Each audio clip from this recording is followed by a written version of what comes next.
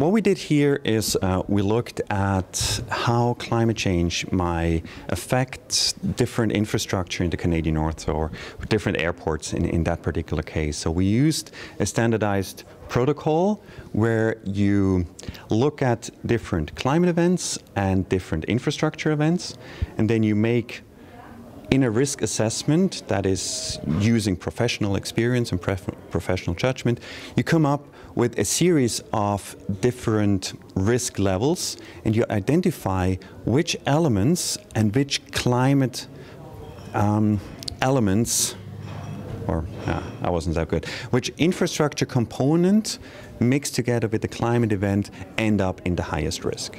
So it's like a planning tool, identifying where do I have to put emphasis in terms of funding, what do I have to fix, and how in the future I can do a better asset management due to climate change.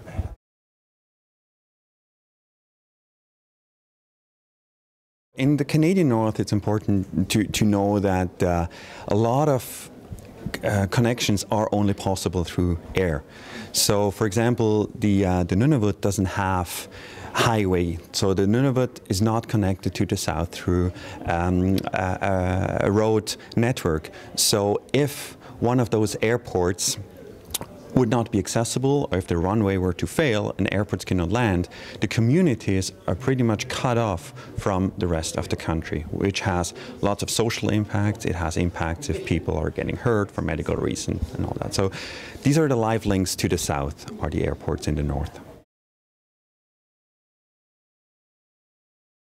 Most of the time, those airports are maintained quite well because people understand that it's so important. So we do not really have a lot of problems.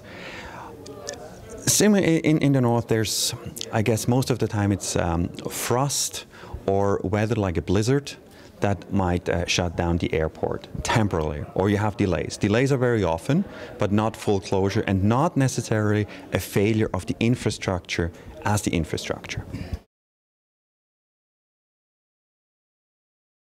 Our assessment ended with assessing and identifying the high risks, and now it is up to the airports and up to the authorities now to move into the next steps.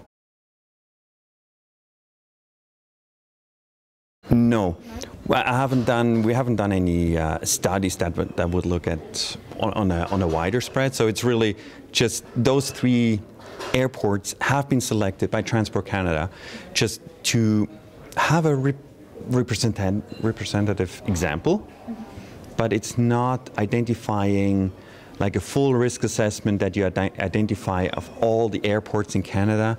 These are the critical ones. Like a sinkhole like this.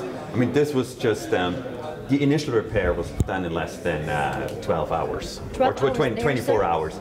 But that's not the final fix. Okay. So in this case, it was a problem with the water. I think it was actually back here, so water was running from down here under the airstrip and then caused the sinkhole to develop.